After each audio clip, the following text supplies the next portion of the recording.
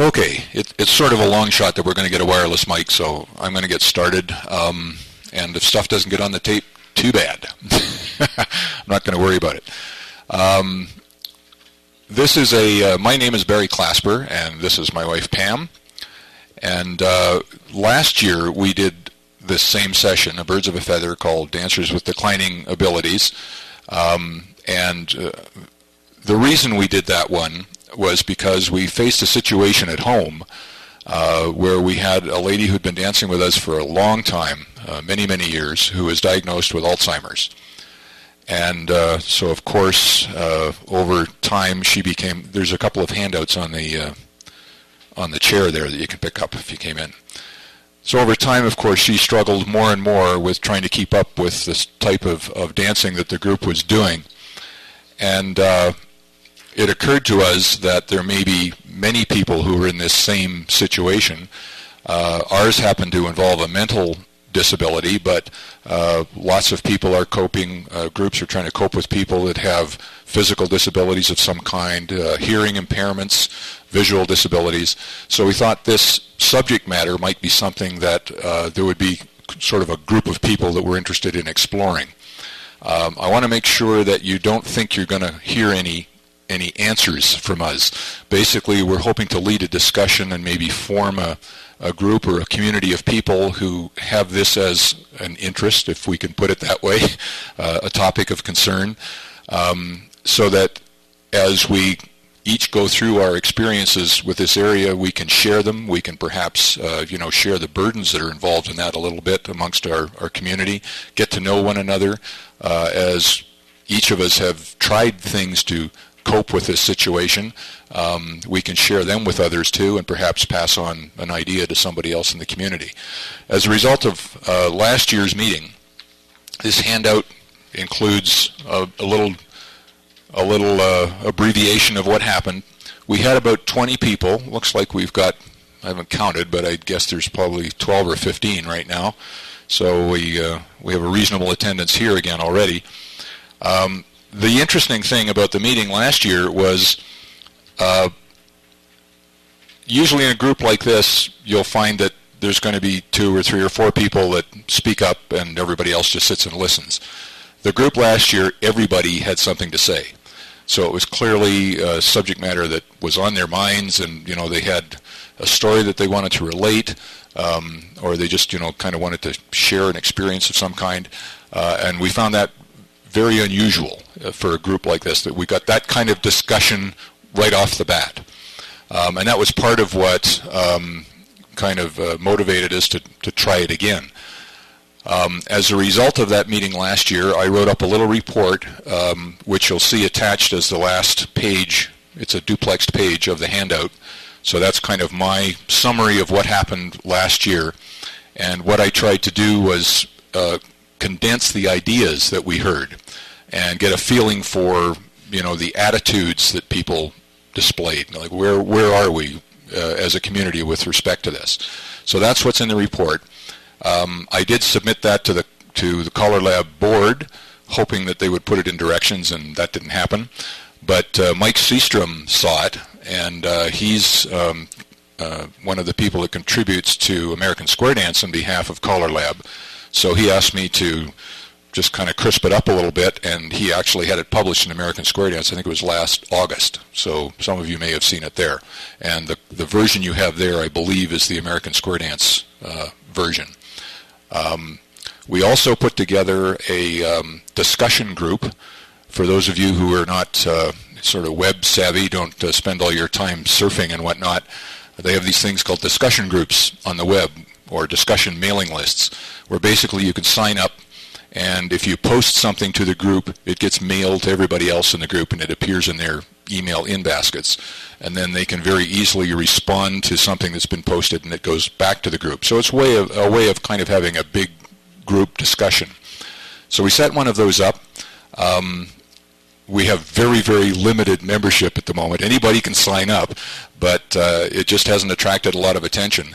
I think we have 11 members, including Pam and I, are each signed up individually.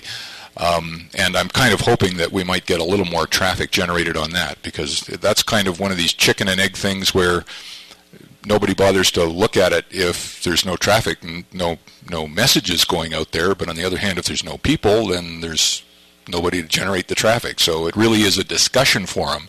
It's not that I'm there posting things that people can read. It's like SD callers, if you're on SD callers or Challenge SD, or there's a gazillion of them. So the instructions on how to sign up for that are also in the handout there, and they're also in the article. And it's very easy to do. You just basically send an email, say you wanted to subscribe, and you'll get a subscription acknowledgement back, and you'll be enrolled as a member. And then anybody who posts to that discussion group, you'll get the email that they sent. So there's a few things out there right now, but there's not very much. Basically, what's out there, the copy of that article is out there. We had some discussion around that was very brief. Dottie Welsh, a lot of you probably know Dottie. She Applications Review Committee Chair, as Pam says. She sent an email that kind of had some of her experiences in it, so I posted that on her behalf. I'm also planning to post out there, I haven't done yet, but there was an interesting discussion on SD callers about 2 months ago that some of you may have seen, involving a situation where there was a couple, and I think it was the man involved, had some fairly severe physical problems that were making it harder and harder for him to physically move around the square and dance. And people in the club were, gradually becoming upset with this. And finally, the caller decided that he needed to say something to the couple and encourage them to leave, basically, because they just couldn't cope with what was going on. And this couple reacted very negatively and actually threatened to sue them legally, and went as far as to talk to a lawyer about it. It wasn't just one of these, momentary heat of the moment threats. So he posted the situation, hoping that maybe somebody could give him some guidance. And there was sort of an interesting thread of discussion around that. And so I'm going to gather all that together and post it on our site, because it was very sort of germane to our topic matter.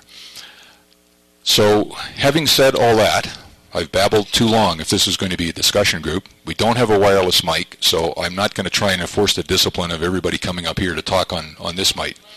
If you want to come up and talk into the mic, that's fine, but it was last year when we had one wireless mic that we were passing around to people. That was enough of a hoo-ha to try and have everybody speak into the mic. So it really is a discussion.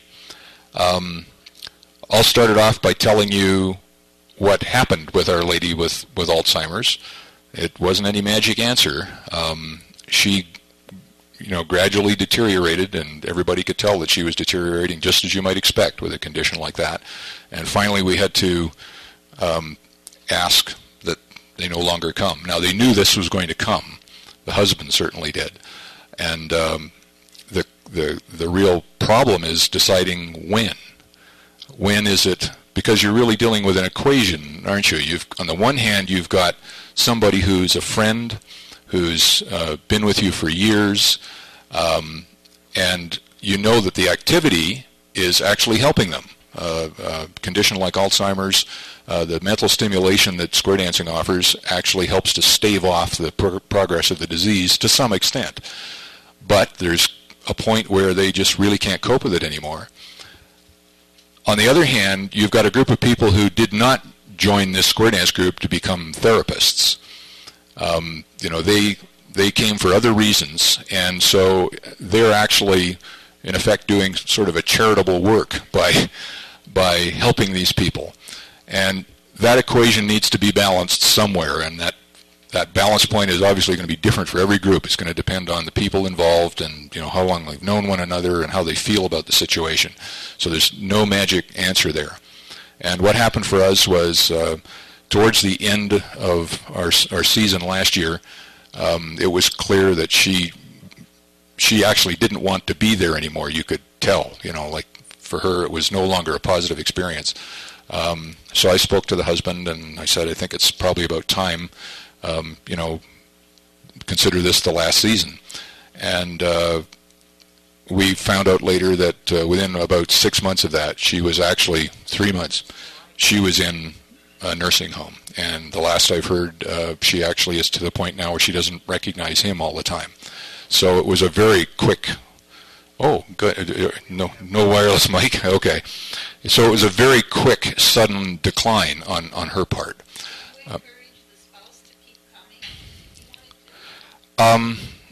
Not in this case, and that wasn't because we didn't want him to come back.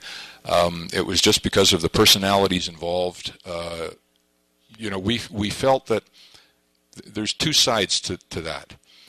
On the one side, the spouse coming back, he gets to socialize with people that he's known for years, and that can be a support for him. On the other hand, for some people, it's a memory of what they've lost, and it's a reminder that they find painful. So in this case, it was more the latter. So he clearly, he didn't say so in so many words, but he let it be known that his feeling was he'd rather withdraw completely and sort of go somewhere else, go on to some other kind of phase with his life. I think it would be helpful to establish, was this a normal or let's say a broad spectrum group or a group designed for seniors?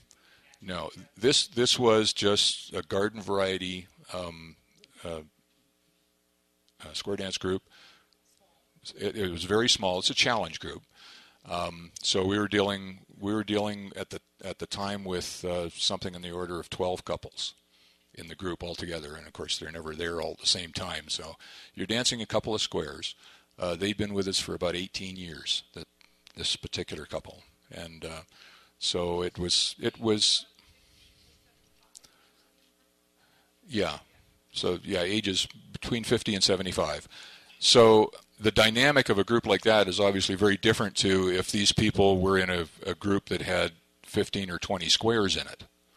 When you're dealing with 12 couples, I mean, that's a lot more like a very small friend socializing kind of a group, which that's one of the factors that made it painful for the husband to try and come back, because he felt that he can't participate in the group effectively anymore because he's doesn't have a partner, and which was not true, but that was the way he felt.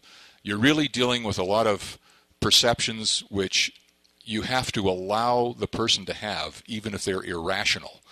You could look at the situation in a very logical way and say that what happened there really should have gone through a different path, but the fact is you've got to deal with the feelings of the people involved, and I mean those feelings are their feelings regardless of whether you think they're valid or not. So do you want to use the mic, or do you just want to talk? I'm going to put this down now too.